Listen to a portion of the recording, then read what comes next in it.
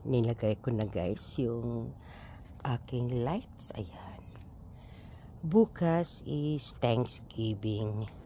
Kaya ito, sinisipagan kong ilagay na siya para that same day or night sa Thanksgiving, mapailaw ko na siya. Ayan, dalawa kami dito ni Charlie. Yung mga bayabas ko guys pala, ayan oh, nagkandahulog. Kaya pupulutin ko yan. Baka maa-attract dyan ang daga. So para wala pa akong nakitang daga eh. At dahil andito nga yung alaga ko, doon ako naglatag ng aking lights. Ayan, para hindi magbuhol-buhol. Yan, ilalatag ko dyan. Hindi ko lang matandaan kung cover to siya lahat eh. Pero linisan ko muna yung mga ano kong yan. Linisan ko muna siya para kahit papaano ma-straight ko paglagay yung aking lights. So last year ko lang siya binili guys. Matagal ko na itong iniisip pero last year ko lang talaga siya naumpisahan at nabili. At gusto ko nga siya guys doon sana sa ano, kailang hindi ko maabot eh. Yan, matagal ko nang pangarap na maglagay ng lights. Yan, pag Christmas ilawan ko. Doon tapos ko nang linisin. Dito hindi ko pa natapos. Ayan. Ay, talagang inaabutan ako ng katamaran. Panay ang ano ko guys, lakwat siya ng kaming mag-ina or nandyan lang sa bahay sa loob nanonood ng TV kasi malamig ngayon. Naka-sweater ako, hindi na lang ko pakita kasi mukhang ano talaga ako ngayon eh. Mukhang makililimos at naka-pajama ako, naka-bonnet.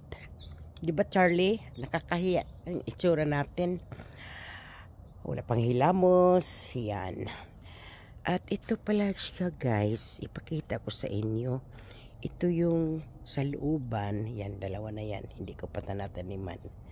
Ito yan. Kasi yung legs niya mahina. At nakasandal siya sa bintana. Kaya pinalitan ko siya ng wood. Yung doon sa loob.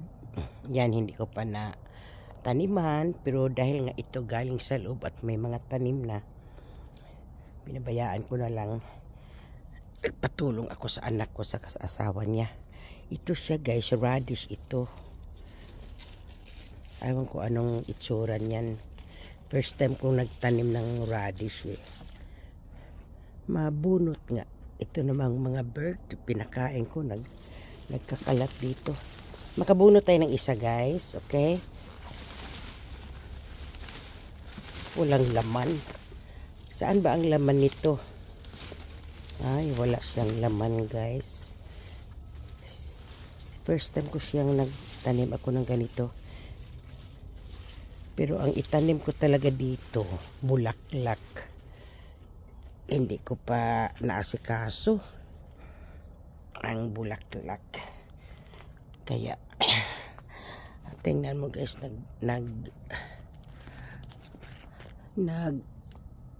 bubutas na naman kung sino nagbutas dyan. Kaya, ayan, namulaklak na si Daisy ko. Yan. At sana mukha namang magkasya ito guys, di ba? Dito ko siya nilatag bago ko siya ilagay.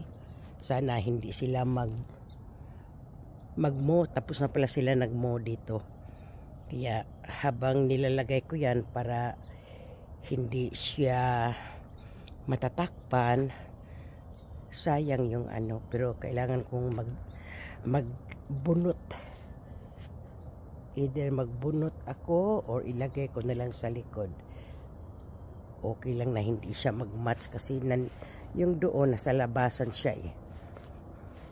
At yung aking ano pala guys, kahoy, naputol ko na. Ako ang umakyat dyan. Pinutulan ko na siya para the next month, the next spring, ayan, magsalingsing na naman siya. At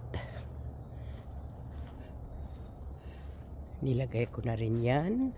At ito pala yung bougainvillea ko na binalik ko dito. Diyan ko siya nilagay. At ayaw ko nang magtanim-tanim dyan sa mga gilid-gilid na yan. At sana itong aking papaya tuloy-tuloy siyang mabuhay. Ayan, hinayaan ko na lang siya sa paso. Diba Char? Ituloy na natin to, Charles. Sana sinubukan natin kung iilaw ito, pero last year ko lang ito nabili umiilaw naman sila lahat. Subukan kaya natin, Char. Kailang mapuputol na naman yung video natin Huwag na nga, kasi baka aabuti na naman to ng 25 ng Disyembre bago ito ma-upload, di ba? Pabayaan na lang natin yung ganyan.